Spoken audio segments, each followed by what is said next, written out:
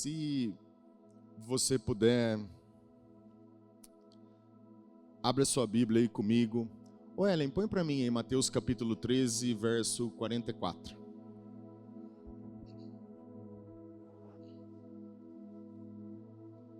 Vou pedir só para você ler esse texto aqui comigo, depois você vai acompanhar pelo telão.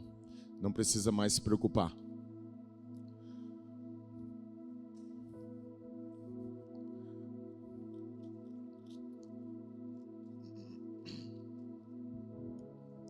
Mateus capítulo 13, verso 44 diz assim: o reino dos céus é semelhante a um tesouro oculto no campo, o qual certo homem, tendo achado, escondeu e transbordante de alegria, vai, vende tudo que tem e compra aquele campo. Pai querido, no nome de Jesus, nós te agradecemos pela sua palavra. Obrigado pela revelação, o Espírito da vida traz a mente de Cristo sobre nós. Revela-nos o teu coração. Nós queremos compreender coisas que o homem não pode nos ensinar. A única pessoa que foi delegada para instruir o coração do homem é o Espírito Santo. Ensina-nos nessa noite. Eu te agradeço, Espírito Santo, grande mestre. O Senhor é um instrutor da nova natureza. Obrigado, Pai.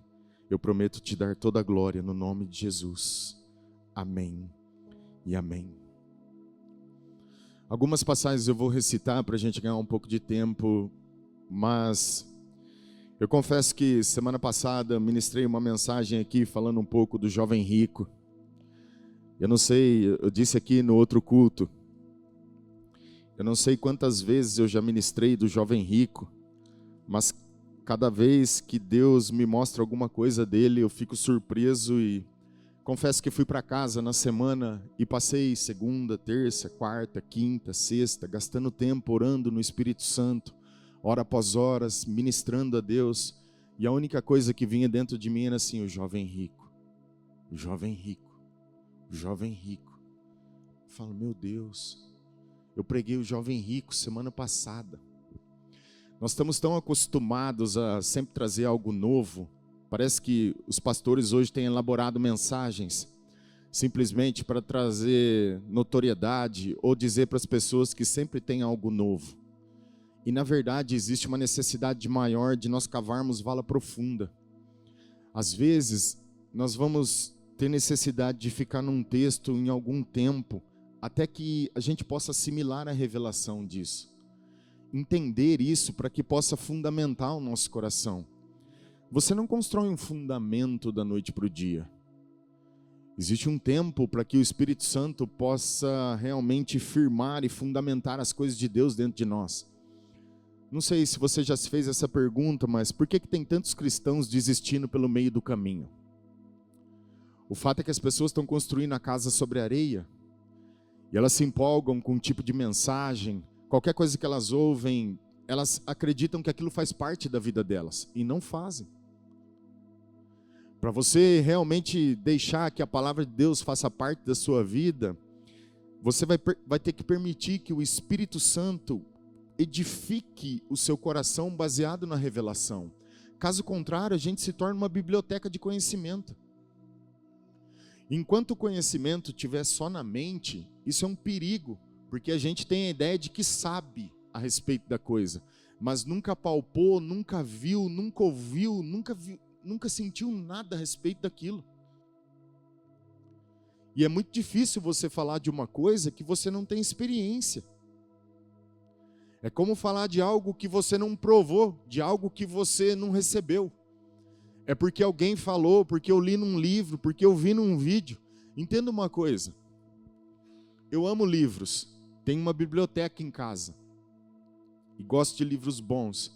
Já disse aqui, sempre procuro ler biografia. Por quê? Porque a biografia fala da origem. Eu quero saber de onde o cara saiu, o que ele comeu, o que ele passou e como que ele se tornou aquilo. Alguns gostam de textos específicos, como ser próspero, como construir o casamento, como não sei o que tem. Tá tudo bem, ok. Os livros são bons, mas ainda é uma revelação secundária. O que é uma revelação secundária? É quando alguém recebeu instrução de Deus e transmitiu isso para nós. Quando Deus fala conosco, ele também se torna graça para que a gente viva ao nível daquilo que a gente entendeu no Espírito. Agora, quando eu estou pregando para vocês, quando alguém está nos ensinando, existe uma interrogação aqui na minha mente. Parece que eu escolho se quero acreditar naquilo ou não. Eu defino. Mas o fato é que a verdade sempre testifica com aquilo que a gente carrega, com a nova natureza.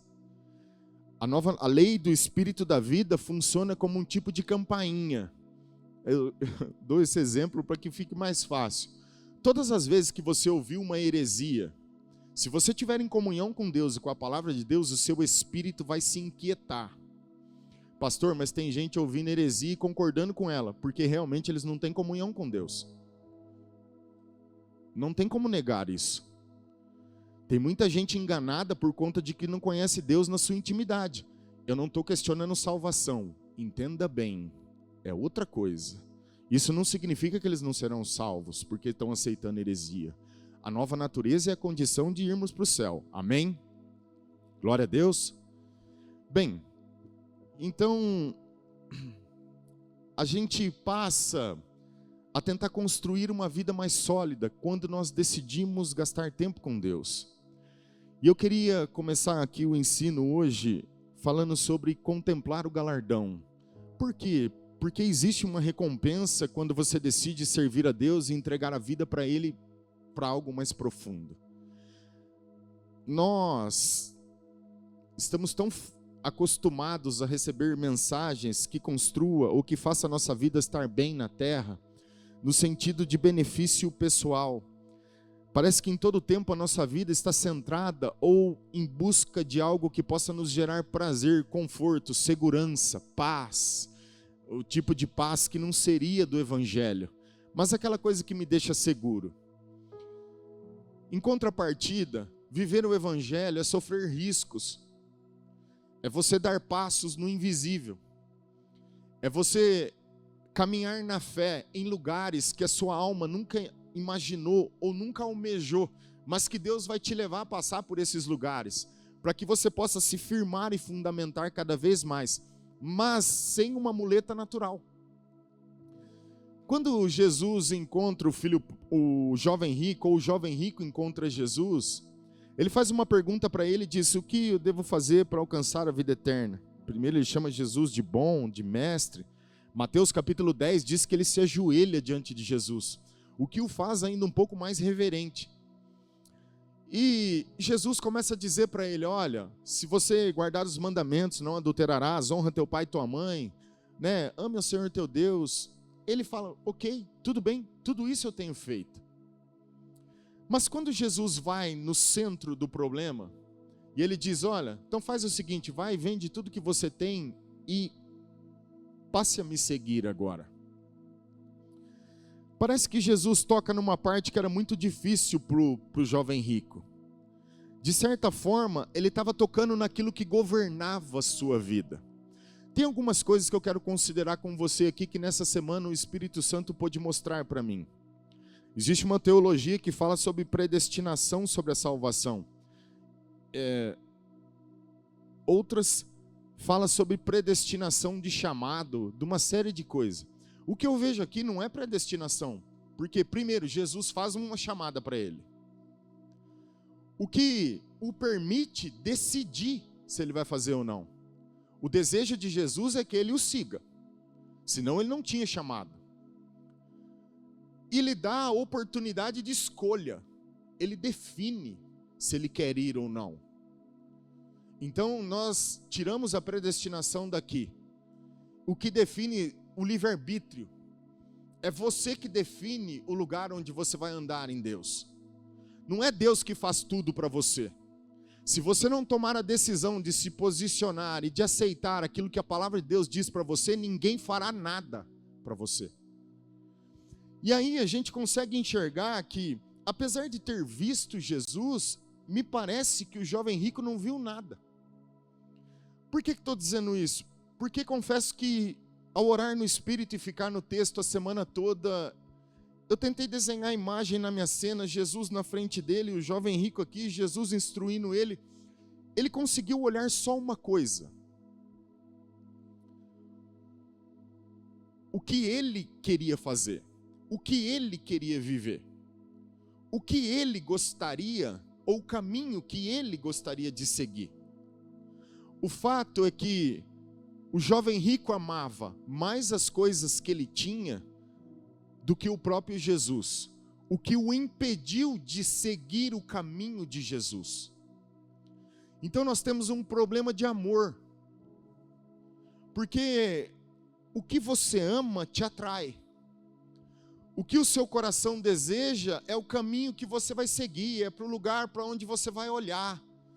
A gente fala sobre um tipo de amor, e uma palavra extremamente banalizada no cristianismo, porque hoje nós amamos tudo. A gente fala de um amor que às vezes não é compreendido. O amor ágape é extremamente diferente do amor eros, do amor filéu, do tipo de amor que satisfaz a carne, que satisfaz os desejos. É um tipo de amor incondicional, não existe uma condição. O amor de Deus é diferente do amor que a gente está professando no nosso dia a dia.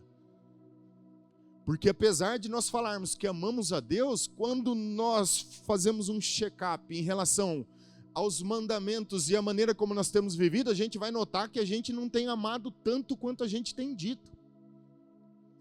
Pastor, por que você está querendo dizer? O que você está querendo dizer com isso? Que o tipo de amor que Deus exige de nós, no mínimo, requer você ter visto algo a respeito dele. Requer, de alguma forma, você permitir que Deus acesse o seu coração e se torne o primeiro de verdade. Deixa eu te dar um exemplo. Quando o marido olha para a esposa e diz assim: eu amo minha esposa. E aí sua esposa faz um pedido para você e diz assim: olha, eu gostaria muito de jantar num restaurante X, ou de viajar, conhecer tal lugar, tudo. O sentimento de amor é de cuidado, de satisfazer, proporcionar, de dar algo a alguém, para que o outro se sinta feliz. O que o marido faz? Tranquilamente ele vai, faz uma reserva, tal, amor, nós vamos viajar tal dia. Ele vai lá, tudo, ele consegue ver o sorriso no rosto dela. Porque o amor proporciona esse tipo de coisa. E a maior das experiências é que, nesse exato momento, eles estarão a sós. E ali é onde os corações se entrelaçam, as coisas acontecem. O que tem que ser gerado é gerado naquele ambiente de intimidade, no lugar onde ninguém pode atrapalhá-los. Esse é o tipo de amor que realmente está relacionado ao amor verdadeiro. Mas quando a gente fala em relação ao amor divino, nós amamos a Deus. Se você fizer um check-up na agenda diária, você vai ver que a gente gasta muito pouco tempo com Ele. A gente vai inventar desculpas e dizer um monte de coisa, e por favor, pondere o que eu estou dizendo. Eu não estou dizendo que isso está errado. Você pode orar no Espírito trabalhando no seu trabalho, na empresa.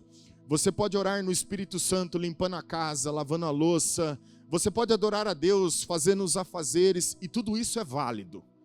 Entenda bem. Mas existe um momento onde você precisa parar e estar a sós para declarar o seu amor, expressar de fato. Porque apesar de eu orar no Espírito e construir algo no meu espírito, quando estou fazendo algo, a minha mente está focada em outra coisa. E no momento a sós é quando nós realmente entregamos o que somos, o que temos. É ali que a gente pode se despir de verdade. E ali a gente abre o coração para Deus. O jovem rico teve a maior oportunidade da vida dele, porque ao olhar para Jesus, ele teve a oportunidade de ver o que em Hebreus capítulo 1:3 diz, ele era a expressão exata da glória de Deus. Ele estava olhando para a glória de Deus e não viu. Ele estava olhando para a fonte da vida, o pão da vida. Ele estava olhando para a provisão que ele precisava, para a vida que ele realmente não tinha.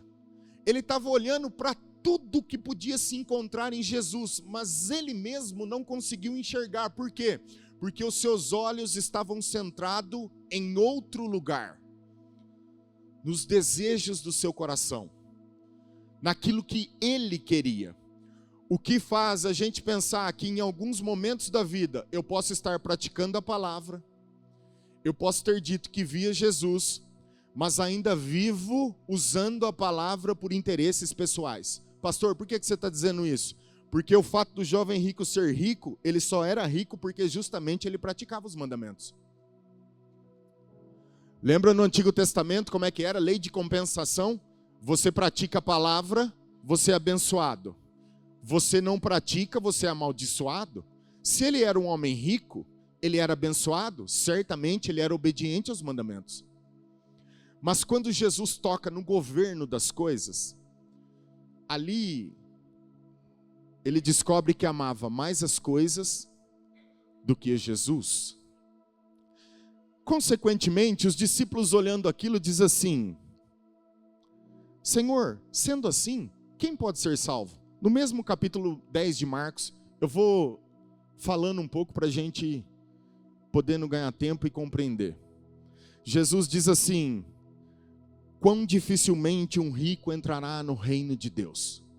Ele não disse que os ricos não entrarão, ele disse que seria difícil, mas eles podem entrar. Por quê? Porque confiam na riqueza.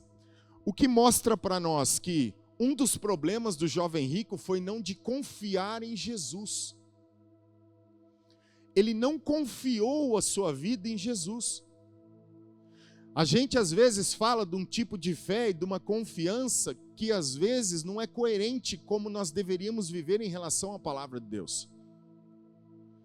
Tem algumas pessoas hoje na terra que se você tirar o salário delas, elas morrem de fome. Por quê? Porque tudo que elas têm é a muleta natural, mas quando elas precisam de fé de verdade, não encontra. A gente fala de uma fé apoiada em algo que nos sustenta. Tire esse algo e você vai ver a fé que tem. Em algum momento a gente precisa entender isso. Tem coisas que o dinheiro vai comprar, tem coisas que ele não vai te proporcionar. Saúde, alegria. Ele pode proporcionar felicidade, é momentânea, mas alegria vem no espírito. Não. Vida eterna. Tem coisas que nós precisamos entender, que a confiança do cristão deve estar em Jesus.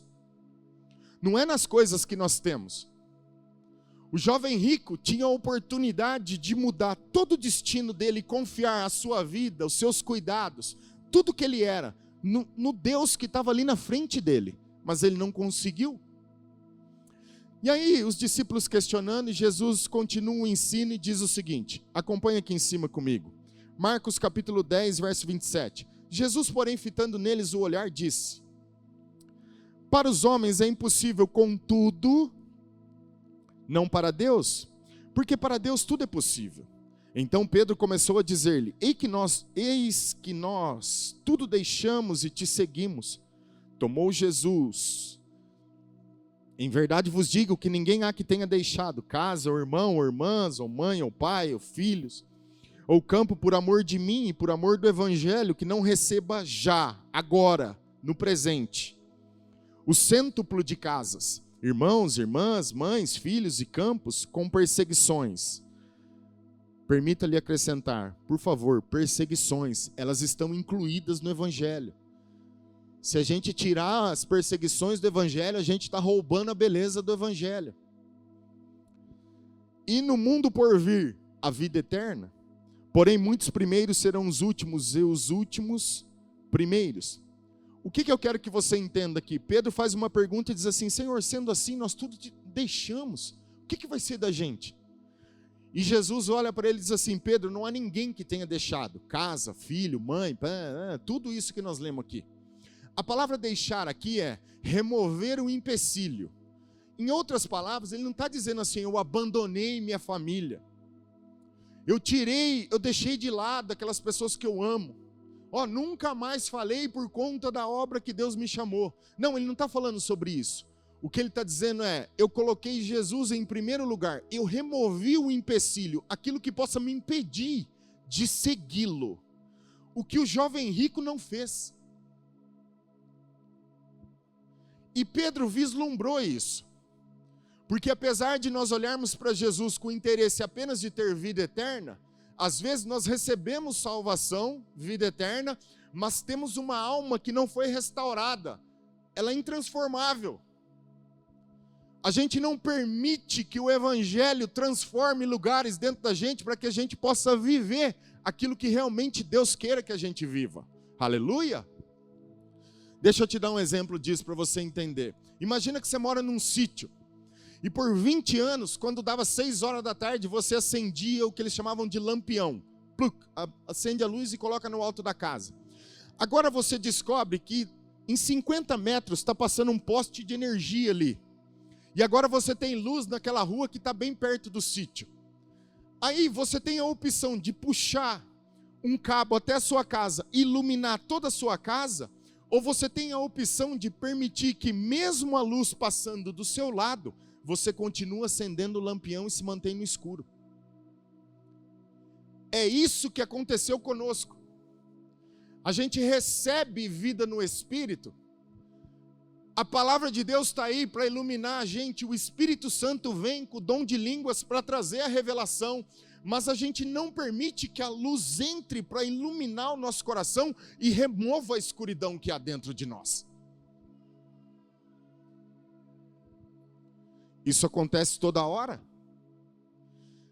E aí, quando Pedro diz isso, Jesus diz: não há ninguém que tenha deixado, Pedro, e que não receba. Escute, existe recompensa para aqueles que servem a Deus. Posso ouvir um amém? Vocês estão comigo? Aleluia! Ele disse que não receba já, agora, no presente século, e ainda no século vindouro, a vida eterna. Ou seja, mais do que enxergar em Jesus interesses pessoais, eu preciso contemplar o galardão.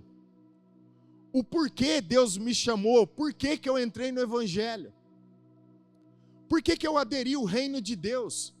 Para mim ir para o céu, só isso? Você acha mesmo que é só isso? Não, não pode ser.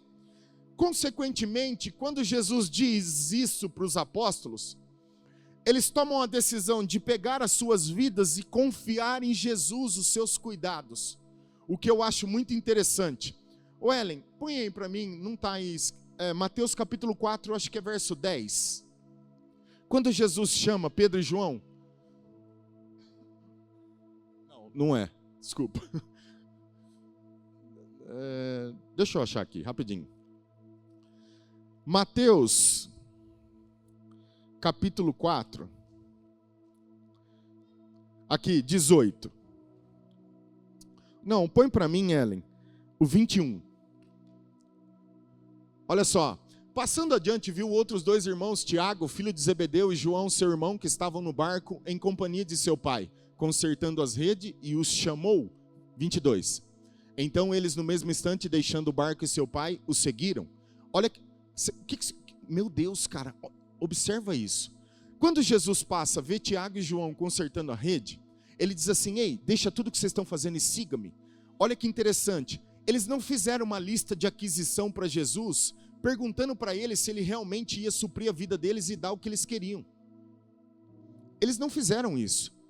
Eles simplesmente deixaram o que estavam fazendo e pegaram as suas vidas e confiaram a sua vida no Mestre, crendo que aquele que os chamou é poderoso também para supri-los.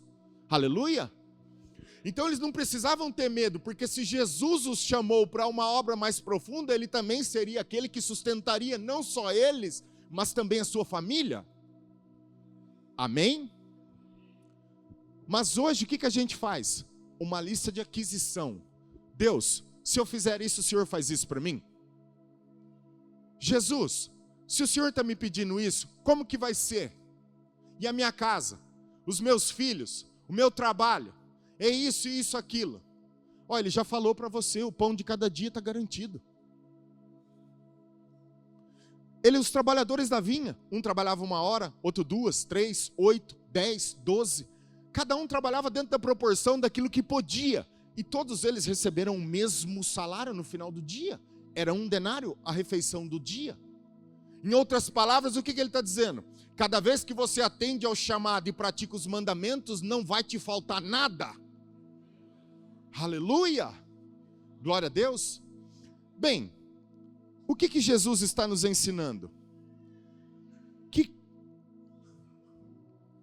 quando eles deixaram tudo, existe uma recompensa.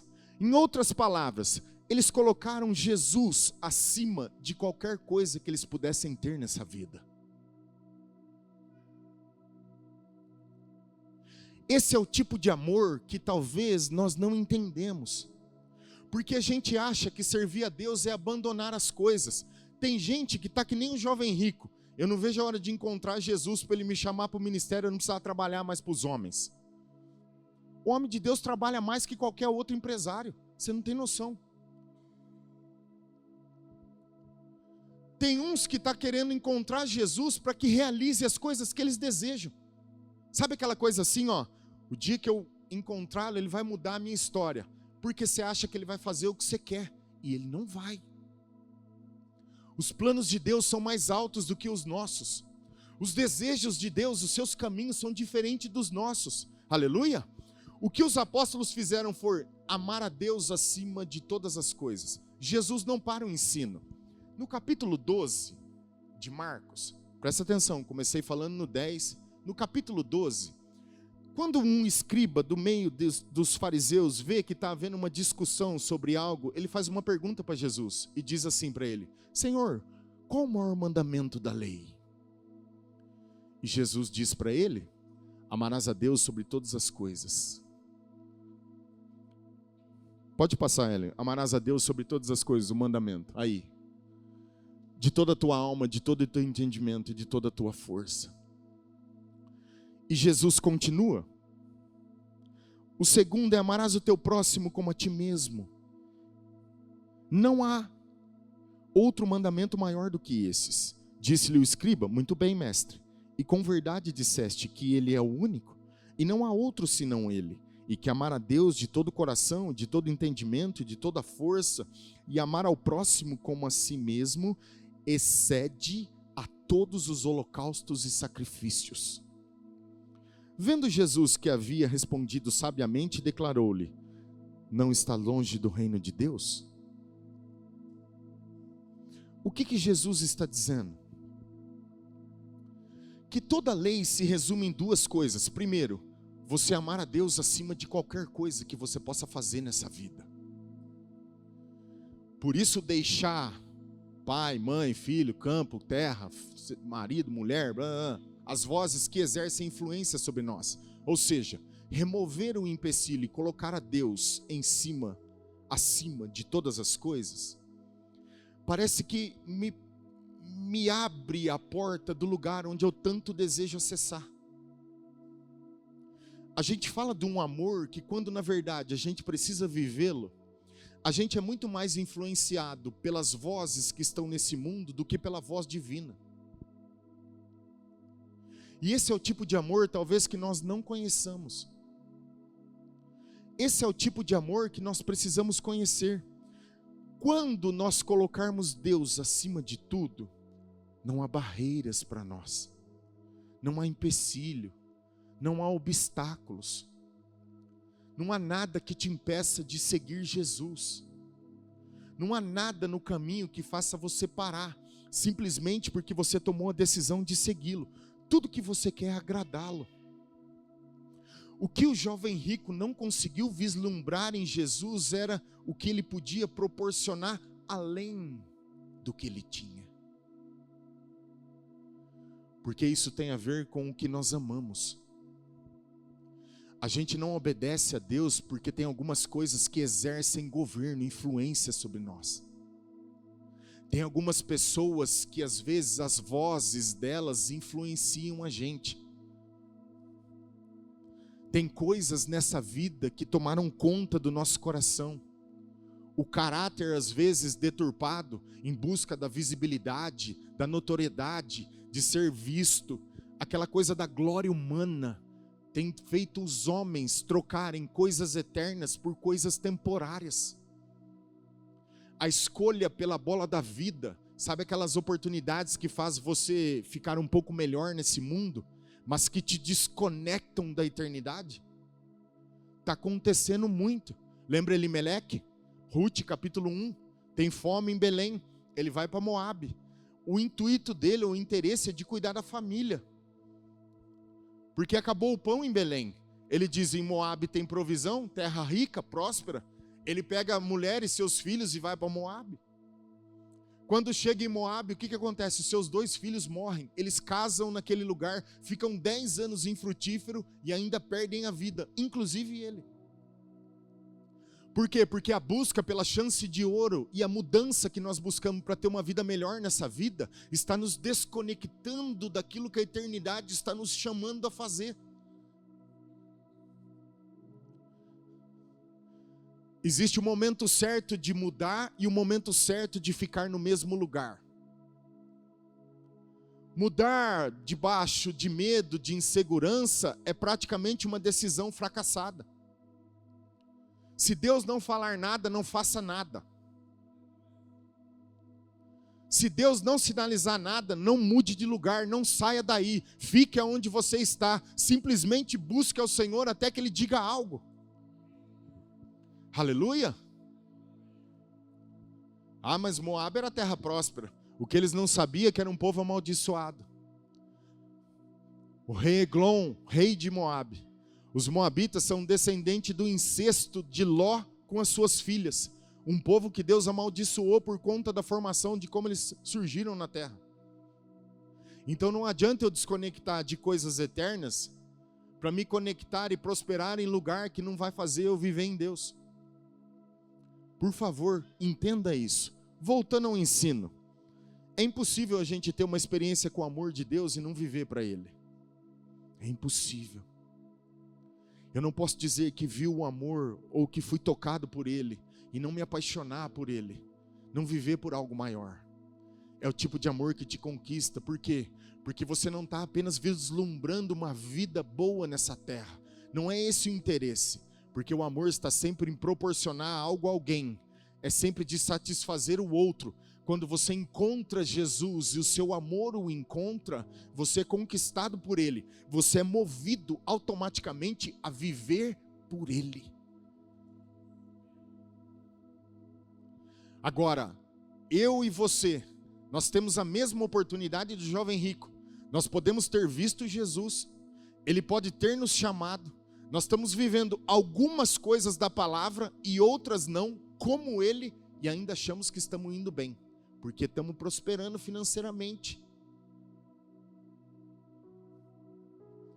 Entenda uma coisa, obediência parcial é pecado. Obediência parcial é pecado. Obedecer umas coisas da Bíblia e outras não é pecado. Lembra Saul? Mata os amalequitas, não deixa sobrar nada. Trouxe parte dos despojos, inclusive o rei Agag. Ele disse, o seu pecado é que nem feitiçaria, rebelião. Mas a gente se acostumou a viver assim. O que eu queria falar na verdade é que o que você mais ama nessa vida é o que vai governar você. Os seus olhos determinam para onde você está olhando e aonde você quer chegar. Eu não sei de você, mas nós estamos nos últimos dias. Eu não sei o que você está desejando construir nessa terra, mas posso te alertar, você não vai ter muito tempo para fazer isso. Se você não viver para algo maior, talvez você nunca cumpra o que Deus te criou para ser. O nosso trabalho como líderes de igreja, pastores de um rebanho, é de despertar a vocação do corpo de Cristo. De fazer as pessoas encontrarem o chamado, aquilo que Deus as criou para ser. Por isso que a gente fala tanto em passar tempo a sós com Deus, e a gente vai definir esse tipo de coisa. Efésios capítulo 3, olha aqui comigo e acompanha aqui, verso 14 diz assim: por esta causa me ponho de joelhos diante do Pai, de quem toma o nome de toda a família, tanto no céu como sobre a terra, para que, segundo a riqueza da sua glória, vos conceda que sejais fortalecidos com poder mediante o seu Espírito no homem interior, e assim habite Cristo no vosso coração pela fé, estando vós arraigados e alicerçados em amor, a fim de poderdes compreender com todos os santos qual a largura, o comprimento, a altura e a profundidade, e conhecer o amor de Cristo, que excede todo entendimento, para que sejais tomados de toda a plenitude de Deus. Ora, aquele que é poderoso para fazer infinitamente mais do que tudo que pedimos ou pensamos, conforme o seu poder que opera em nós. A Ele seja a glória na igreja, em Cristo Jesus, por todas as gerações, para todos sempre. Amém. Paulo está orando pela igreja de Éfeso e pedindo para que, de fato, eles sejam fortalecidos no homem interior.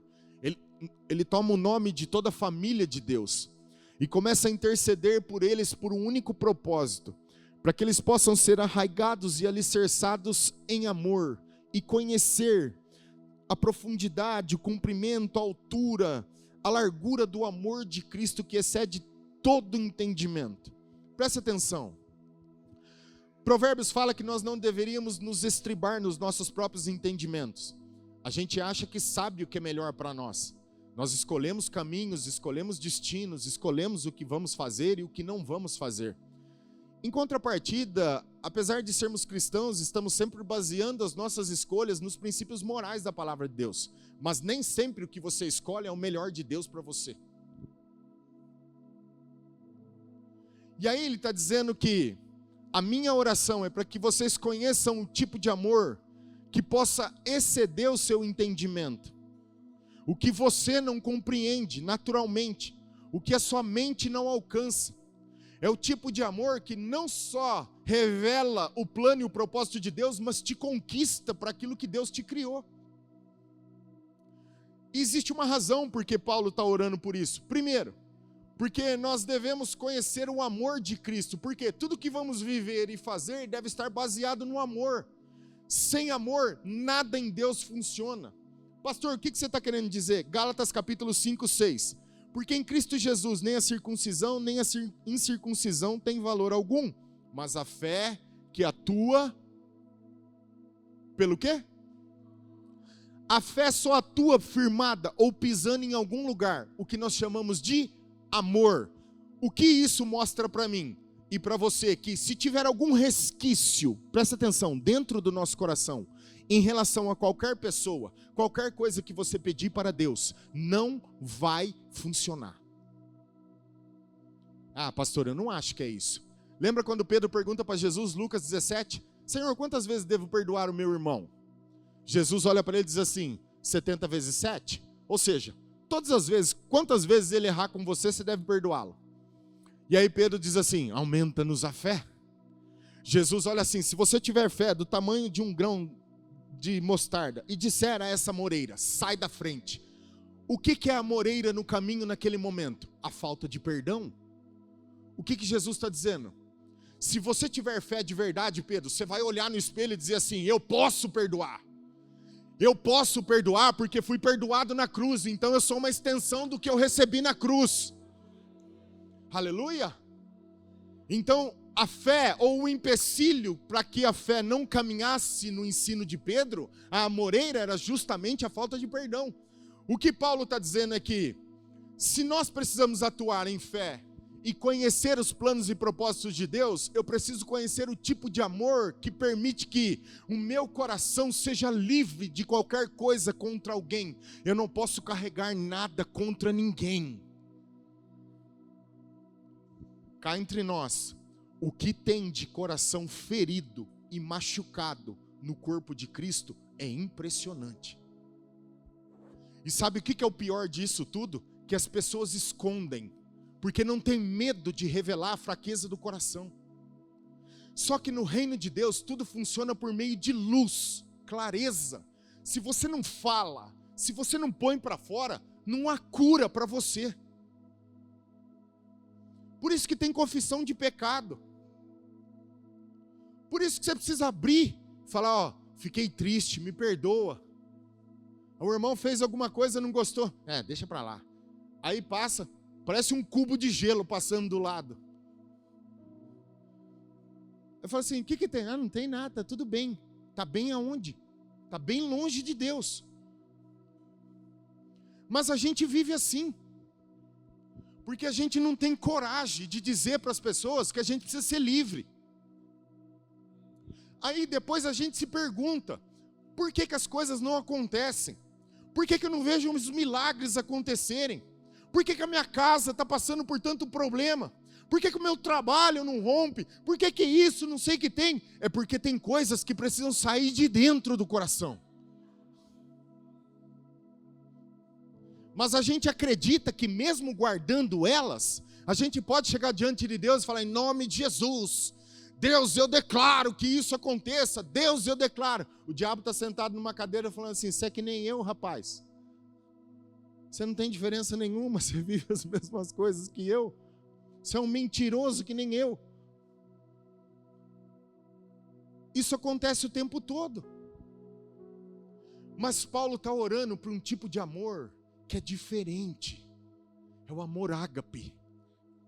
Isaías entendeu muito bem esse amor. Isaías capítulo 6, deixa eu ir citando um pouco aqui. Verso 1 diz assim: eu vi o Senhor, ele viu a altura do amor de Deus. Ele viu o tamanho do amor que Deus tinha por ele. No versículo 5 ele olha para dentro agora e diz assim: ai de mim agora, porque sou homem de lábios impuros. Eu preciso mudar, eu preciso ser diferente. Isaías olha para a profundidade do seu coração e vê a profundidade do amor de Deus, como ele pode ser tocado por ele. Depois ele consegue ver a largura e o comprimento do amor de Deus e diz assim: Senhor, quem há de ir por nós?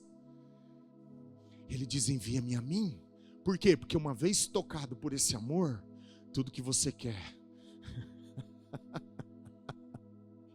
é viver por algo maior. Aleluia. Era tudo que ele podia fazer agora. Envia-me a mim, eis-me aqui. Qual a razão de Paulo estar orando por esse amor? De fato, a revelação aos gentios foi dada a ele. Ele tinha que anunciar o evangelho da graça e Paulo estava sendo perseguido naquela ocasião. E ele diz assim: eu oro para que vocês não olhem para isso, mas possam conhecer o tipo de amor que me governa. Mas em Efésios capítulo 4, 1, ele define o porquê que ele está orando por esse amor. E diz assim, Efésios 4, 1, rogo-vos, pois eu, prisioneiro no Senhor. O que Paulo está dizendo? Agora eu sou um prisioneiro de amor? Eu sou um escravo de amor? Que andeis de modo digno da vocação em que fostes chamados, com toda a humildade, mansidão, com longanimidade, suportando-vos uns aos outros, em amor, esforçando-vos diligentemente por preservar a unidade do Espírito no vínculo da paz. Por que Paulo está orando para que esse amor possa aumentar e eles possam conhecê-lo? O tipo de amor que excede o entendimento fará com que você descubra que existe algo que você não sabe, para que você caminhe de acordo com a vocação em que você foi chamado. Vira para alguém do seu lado e diga para ele assim: por que Deus te chamou?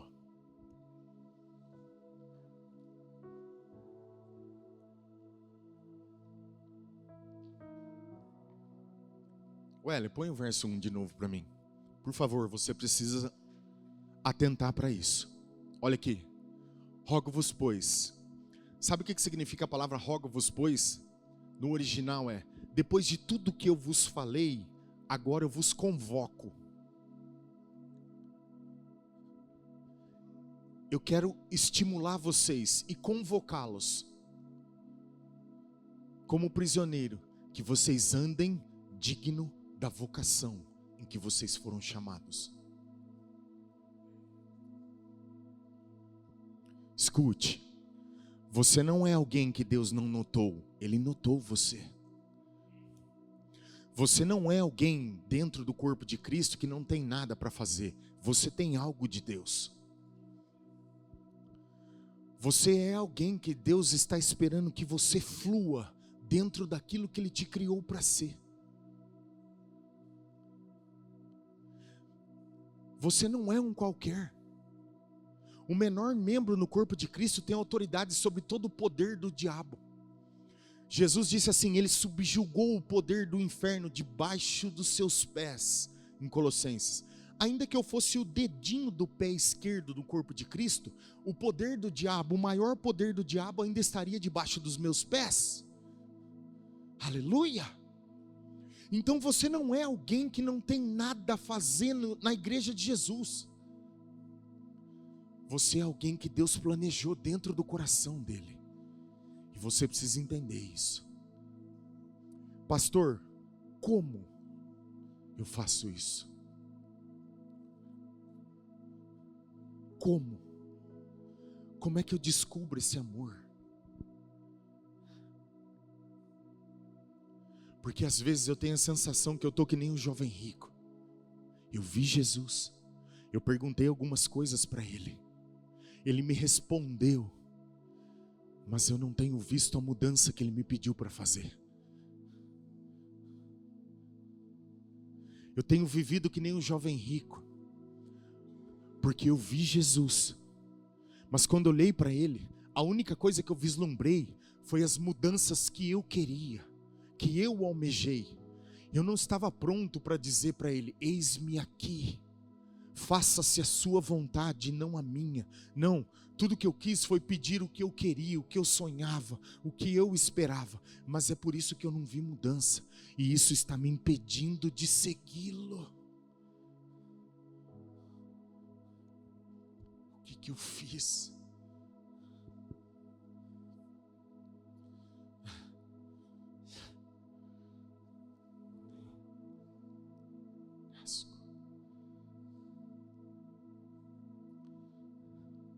O que eu fiz? Como eu posso descobrir essa vocação? Como?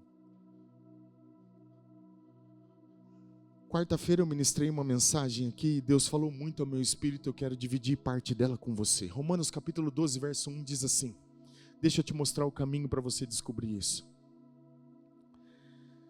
Rogo-vos, pois, irmãos, mais uma vez, a palavra rogo-vos significa eu estou estimulando vocês, eu estou pedindo a vocês agora, depois de tudo que eu falei, Paulo está dizendo em Romanos, depois de tudo que eu ensinei, da lei do Antigo Testamento, para uma transição de uma lei no Espírito da vida em Cristo Jesus, depois de tudo que eu vos ensinei, eu rogo-vos agora, irmãos, pelas misericórdias de Deus, que apresenteis o vosso corpo por sacrifício vivo, santo e agradável a Deus, que é o vosso culto racional, e não vos conformeis com este século, mas transformai-vos pela renovação da vossa mente, para que experimenteis qual seja a boa, agradável e a perfeita vontade de Deus.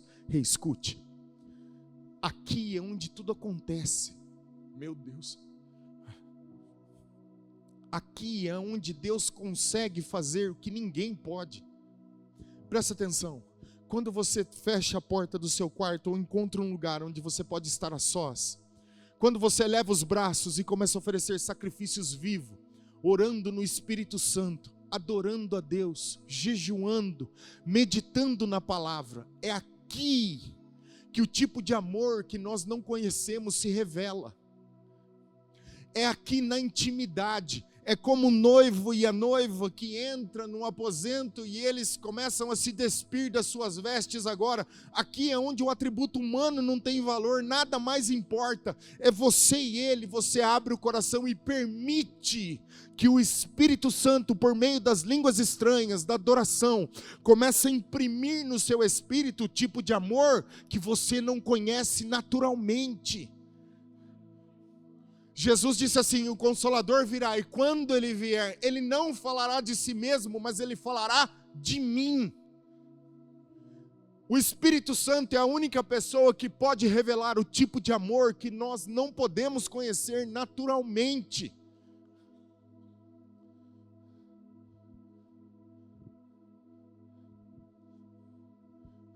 A gente fala assim aqui no mundo, o amor de mãe é o amor mais poderoso que existe. E de fato, acredito que o amor maternal é o amor mais forte talvez que existe na esfera humana. Mexe no filhinho da mamãe e você vai conhecer o amor dela. Não é esse tipo de amor que Deus está falando. O amor ágape é incondicional. É o tipo de amor que não se abala com qualquer coisa que aconteça ao seu redor. Alguém está dizendo assim, nós somos humanos, Jesus também era. Quando você diz assim, é porque revelamos uma mente que não foi transformada. A gente não conheceu nossa posição. O Pai, olhando Jesus na cruz, permitiu que o juízo, o maior sacrifício realizado na face da terra, acontecesse naquele dia. O Pai amava o Filho, eles nunca tinham se separado. Nunca. Em toda a eternidade. A oração de Jesus é: Pai, se possível, afasta de mim esse cálice. Mas se isso não for possível, eu estou disposto a sofrer. Jesus se submete ao plano. O Pai olhou para ele na cruz. Ele diz: Deus meu, por que me desamparaste? O Pai, podendo fazer tudo, não fez nada. Ele podia fazer tudo. Ele podia impedir os homens: não, vocês não vão tocar nele. Ele podia matar cada um de nós, mas ele não fez nada. Por quê? Porque ele preferiu ver o seu filho sofrer para que eu e você tivéssemos alguns minutos diários com ele todos os dias. Miseráveis minutos que nós entregamos todos os dias.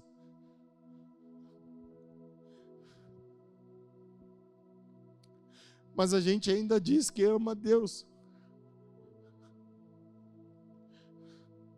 A gente ainda fala que Ele é maior, que Ele é tudo.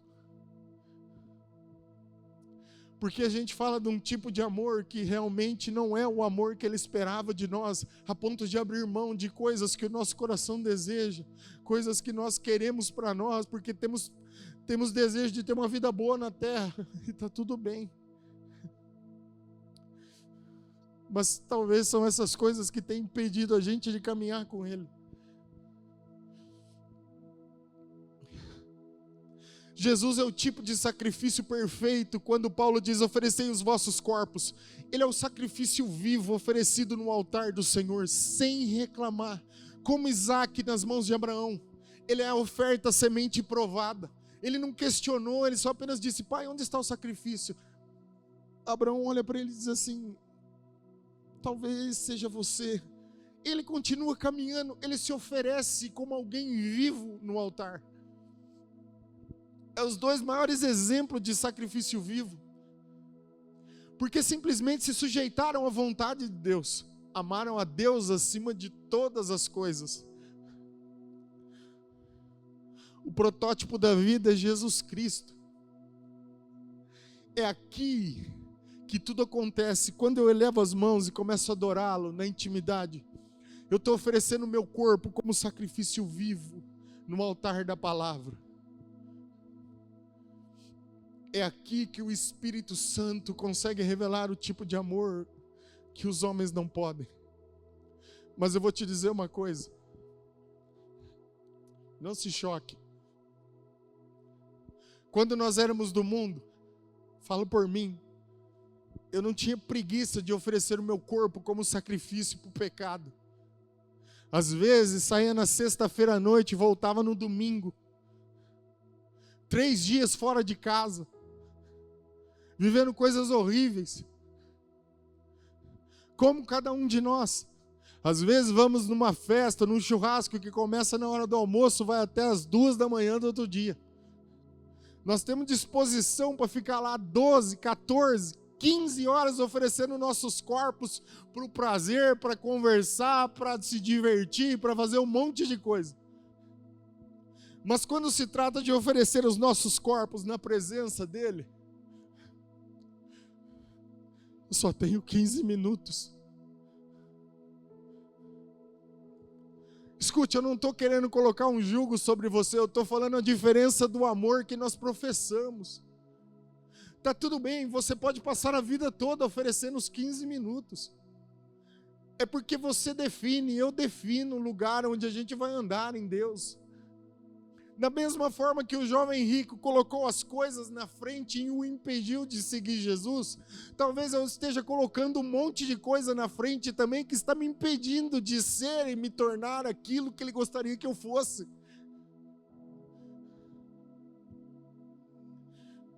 E Paulo está nos ensinando o caminho.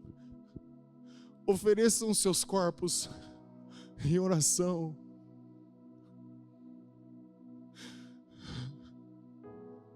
Como tipo de sacrifício.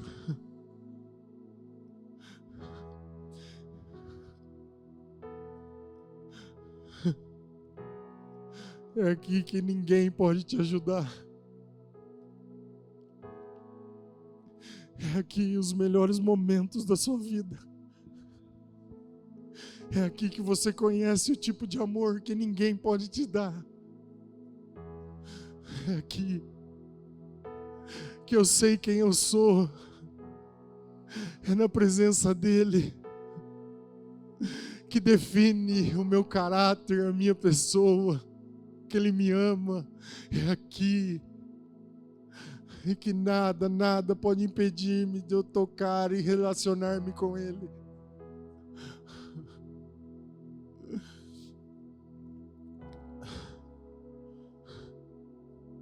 É aqui. Escute. Suponha que você tem um tipo de entendimento que seja uma barreira. É aqui que esse entendimento se desfaz. Porque quando Cristo é revelado no Espírito, a profundidade, o amor, tudo que Ele é, se torna real em mim. E excede o meu entendimento. Ele destrói o entendimento que me impede de caminhar com Ele. É aqui que Ele tira o engano, as barreiras, o empecilho. Quando Ele diz, deixamos tudo, é aqui que você deixa tudo para simplesmente estar com Ele. Pastor, como você pode me dizer? Colossenses capítulo 3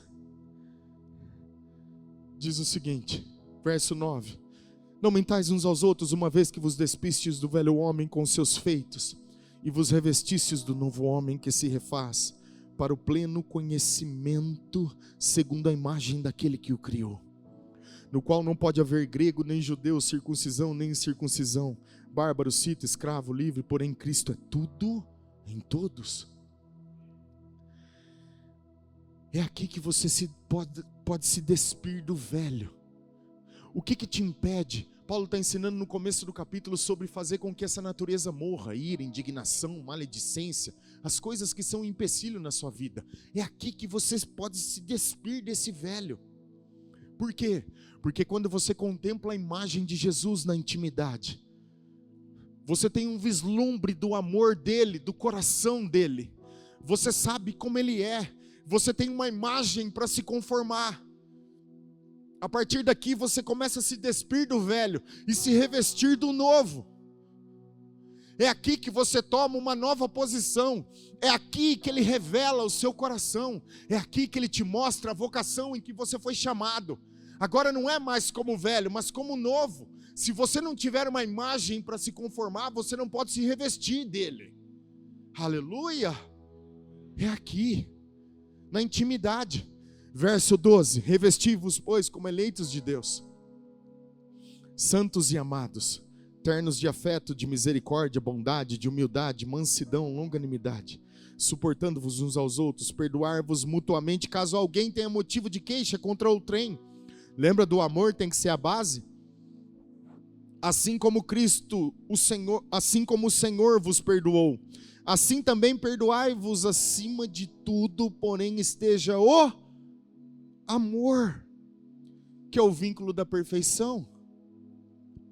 É aqui que você conhece o tipo de amor que ninguém pode te revelar, que remove os empecilhos, que faz com que tudo que faça com que você se estribe no seu próprio entendimento seja destruído pelo poder da imagem de Cristo. A revelação de Cristo transforma o seu íntimo. Eu achava antigamente que para que eu pudesse renovar a minha mente, eu tinha que ler muitas horas a palavra de Deus, e ela ia renovar a minha mente. E ok, ela traz os conselhos de Deus para dentro de mim, mas não é assim que funciona. Você renova a mente quando você acessa e assimila o ambiente. A sua mente se transforma. Ah, pastor, eu não acho que é assim. Eu acho que só ler a palavra de Deus é suficiente. Não. Quantas coisas você sabe da palavra de Deus e não pratica? Se fosse assim, você teria sido transformado. mas é quando você adentra a presença dele e assimila o ambiente da sua presença. Você é tomado pelo tipo de amor que te transforma. Aleluia. Deixa eu acelerar aqui rapidinho. Me dá uns minutinhos. Se houver algum resquício dentro de você do velho homem, com certeza é isso que vai governar você, a sua mente principalmente, e fazer com que você não conheça o Pai na sua intimidade. Se o mundo controlar a sua mente, ele vai ditar o que você deva ser. Para que haja uma renovação na mente, no entendimento, eu preciso realmente conhecer o amor de Cristo, e Ele vai moldar-me segundo o seu coração. E Paulo, no mesmo capítulo 12, começa a definir procedimentos de pessoas que tiveram o tipo de conhecimento de Cristo e uma mente renovada. E sabe qual é o primeiro deles? Romanos capítulo 12, verso 9. Vou ler o 9, vou pular o 3 aí, Ellen. Olha lá.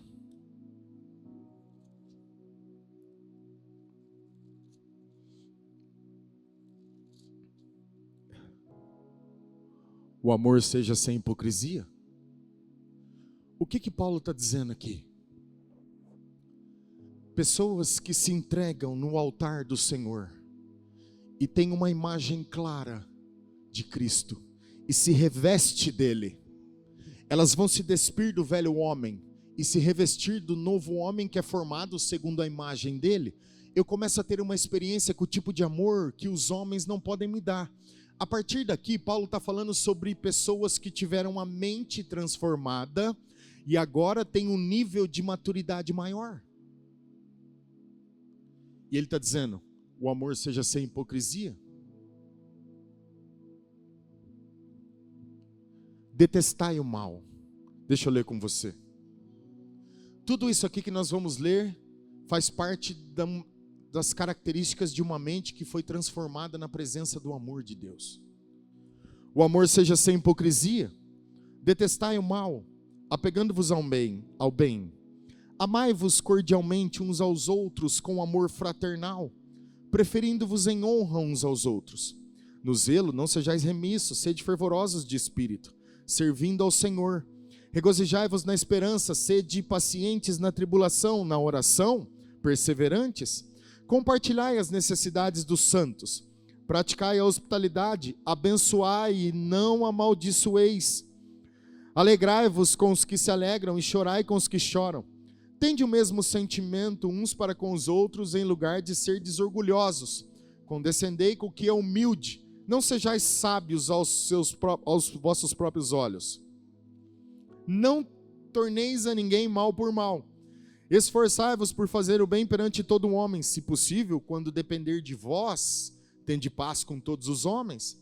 Não vos vingueis a vós mesmos, amados, mas dai lugar à ira, porque está escrito, a mim pertence a vingança, eu é que retribuirei, diz o Senhor.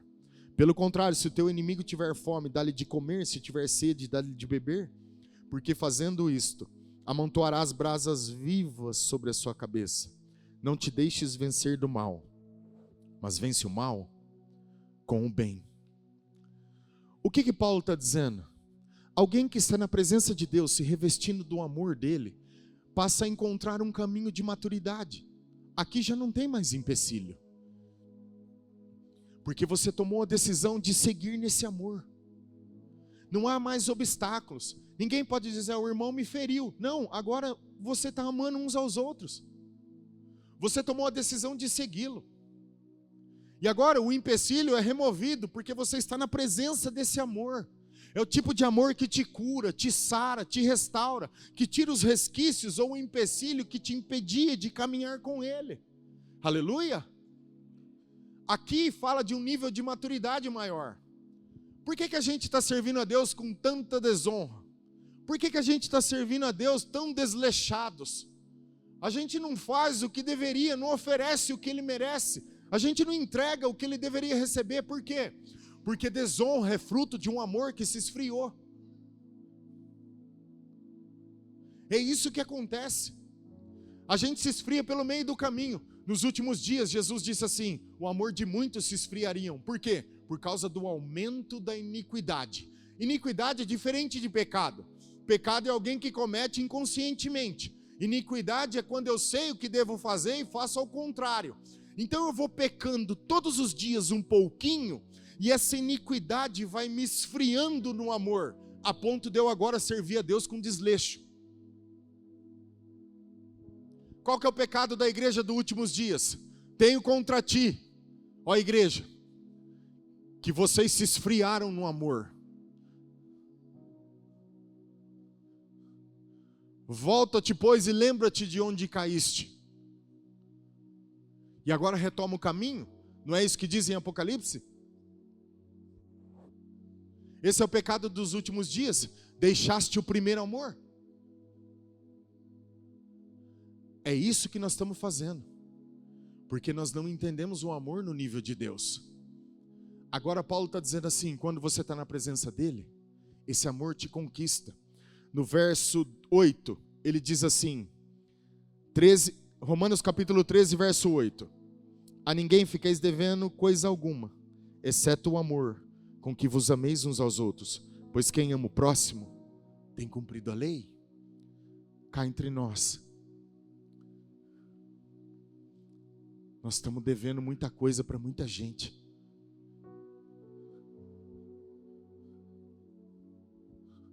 Nós estamos devendo muita coisa para muita gente.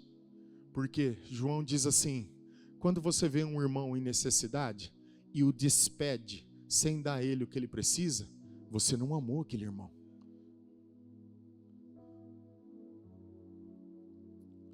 Quantas necessidades estão ao nosso redor? Quantos enfermos estão ao nosso redor? Quantas pessoas estão precisando de algo que nós não estamos correspondendo com elas, porque não conhecemos o tipo de amor que deveria trazer cura, provisão, mudança, vida eterna, tudo o que eles precisam. Nós estamos devendo um monte de coisa para muita gente, a igreja de Jesus na face da terra. Não adianta só dar comida para pobre, isso é parte do processo. E dar comida para pobre, às vezes você nem precisa de Deus para fazer.